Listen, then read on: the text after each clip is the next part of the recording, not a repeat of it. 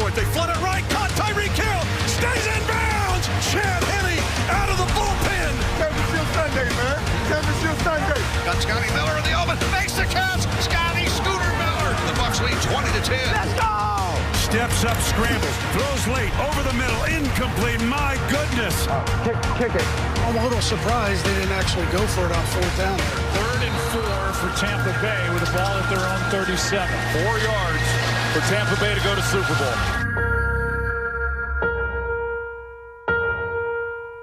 The Tampa Bay Buccaneers and Tom Brady are going to Super Bowl 55. Love you, kiddo. Let's go to Super Bowl, baby. AFC Championship, man. They throw it left side to Hardman on a wide receiver screen into the end zone. Touchdown! The Cheetah will run you all the way around the earth. It's a 71-yard pass play. The Chiefs are ready to run it back. They are headed to Super Bowl 55. Mahomes, Brady, Super Bowl. I'll see you on Tampa Bay. Oh, I love it. Oh, I love that video so much. Sarah Walsh is in Raymond James Stadium. And Sarah, we're 5 days away now. What were the Buccaneers up to today? Bruce Arians told me it was a bonus day for the Bucs. They're usually off on Tuesdays, but they had a walkthrough. They went over about 40 to 50 plays, and he told me everyone participated, even the injured guys, although he said they are not yet ready to go. This is a Buccaneers team with a lot of big names, and yet this season there is only one Pro Bowler, and it's not the guy they call the GOAT.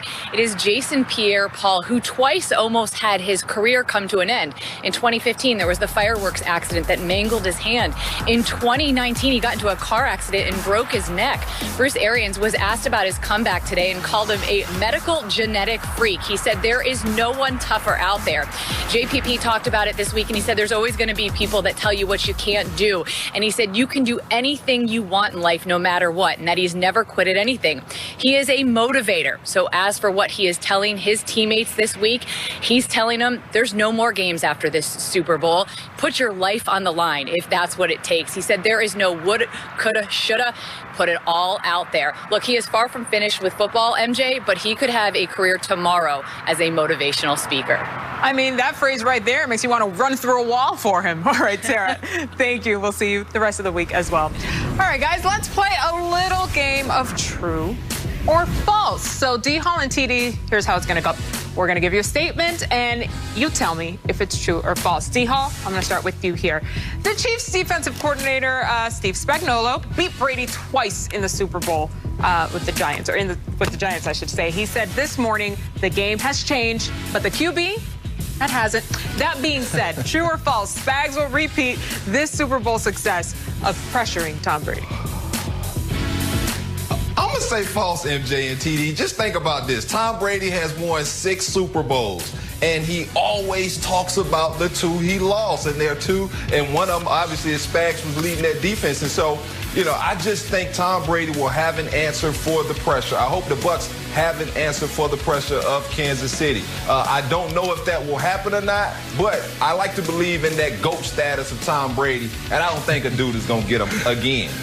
Hey, GOAT status don't get it done, man. I think Spags definitely has the recipe here. He's shown us before on the biggest stage that he's able to pressure Tom Brady. Listen, last time they played him, he only sacked Brady once, but it's really not about the sacks. It's about getting in Tom's face. You know, this team, they bring multiple guys who sack the quarterback. They're not a big sack team, so they'll bring their safeties or bring their linebackers. So in this game, I think Spags understands he has to disrupt Tom Brady, and he will pull out that same game plan to be effective. Yes, indeed. I don't know, TD. Now, Spags had a lot different D-line with those teams than he has with this one. I know Chris Jones and Frank Clark are 2 guys that can get it done. Let's it'd be different. I can't wait, TD. That's what makes this so interesting. D-Hall, you know if he wants to bring some pressure, you don't have to just have a front four to bring pressure. That's safeties, linebackers, corners, everything, man. But with all them dudes on the outside, it's going to be tough. I'm just saying. I'm just saying. You know, I have to agree with D-Hall here, but only because remember earlier in the season where we're like, are the Saints going to beat Tom Brady 3 times? They did not, right? I don't think that you can fool him 3 times. So let's see if he's learned Come on, from TD. that. You got GOAT status. That is the thing. All right, next one is for TD. Tyreek Hill went off the last time that he played in Week 12. So true or false? This go-round, Clyde Edwards-Helaire will be a bigger factor than Hill. True, and more true. And the reason is, you talked about it, MJ.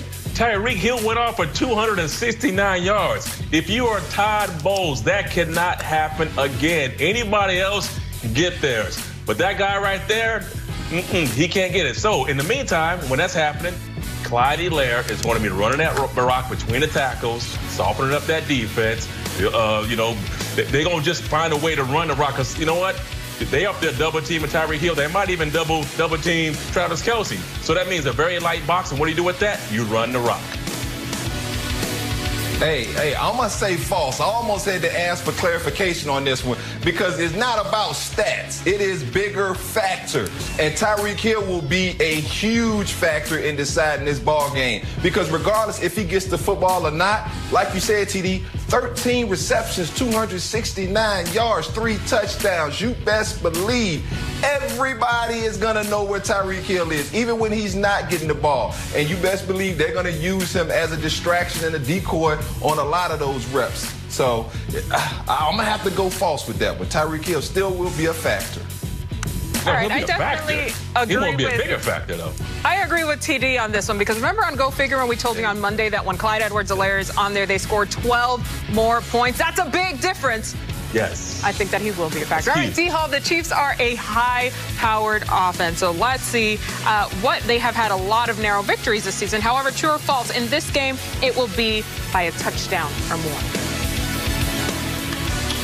I say true. I say true. For the better part of this season, we knew Kansas City was a loaded a team that had the opportunity to repeat. Tampa Bay was still trying to figure it out. Yes, they're in the Super Bowl. They're a really good team, but I just think Kansas City is a much better football team at this point. I'm going false on this one, and the reason is, listen, there's no disrespect to any team. The Bucs offense is phenomenal. I mean, the Chiefs offense, you got 2 explosive offenses, and I think this is going to be a very tight game when it's all said and done. This would be one of those, last possession type games that it comes down to who makes that play. So I'm saying false. Yeah, I'm thinking it's coming down to the wire just because that's how I want it to end. This season has been crazy. That's what we deserve. All right, guys, thanks. And I do actually have one more question, but it's from our NFL Total Access Instagram account. Take a look here. Yesterday, we asked you which team will have more interceptions in the Super Bowl, and the results are in. The fans, all of you, said that the Chiefs will have more picks. Shout out to our incredible social team, Rockstar Cassie, by the way. Look at this graphic. Okay, girl. Killing it. Check out our Instagram page daily to check out our polls. We'll have another one for you later in the show. All right, let's bring back our coach, Brian Billick, for this one. And Coach, of course, we want to take you back down to memory lane. Look at that, because 20 years ago, you coached in the Super Bowl. This year, though, completely different experience than ever before. I've talked to a bunch of the players this week, and listen, they're not mad at it. There's no fanfare, limited distractions for them. How do the coaches here, though, Andy Reid and Bruce Arians, how do they approach a Super Bowl week like this one? Well, normally, MJ, with this about the time of the week, you'd be asking me, well, how do the coaches deal with all the hoopla and all that, how strange a week it is for your players and keep their focus and keep some normalcy? We don't have to have that conversation. It's completely normal for them. Once you get to the game, it's just a game. Certainly a big game, but it's a game. And that's what coaches push their teams towards, trying to hold out the distraction. Well, right now, there are no distractions. Heck, Kansas City's not even coming in until the weekend. Tampa Bay, there's not the hoopla, the noise, the chatter. You keep hearing about players holding that chatter off. They don't have to do it. All the energies, all the focus can be on your normal preparation, getting ready for the game, and the coaches are absolutely loving that calm atmosphere that they have now. I think this is why it makes it that much more hard to call, right? So for you, who's going to be the X factor for this game?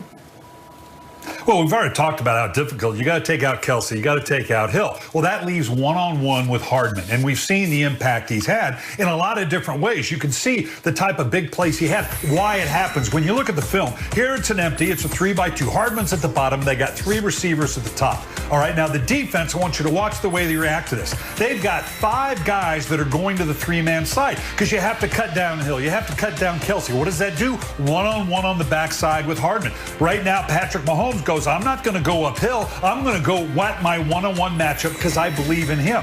Now, this is an interesting one. We talk about playing a lot of cover 2. Well, here's why. You got a defense, shell defense, 5 underneath. Hardman, what do you got to worry about? The jet sweeps, the quick screens like you see here. You have your corners and your safeties in a quick position to support the exterior on the outside of the offense and make plays like this. And then this is the one. This one's hard to explain, but not really. Here you're going to see the Baltimore Ravens. They're going to end up coming with a 5-man rush. So Patrick Mahomes knows, okay, there's only so many guys on the back end. I want you to know what happens at the bottom with Marcus Peters. His vision, he sees Tyreek Hill coming across the field. So what does he do? We know Marcus Peters take chances. He falls off. Elliott, the safety, he gets screwed because he thinks there's help over the top because you're guessing, and now Hardman ends up with an easy touchdown. So this is the dilemma for you. Yeah, you got to take a Hill. You got to take Kelsey out of the game. But Hardman, you better make sure you account for him.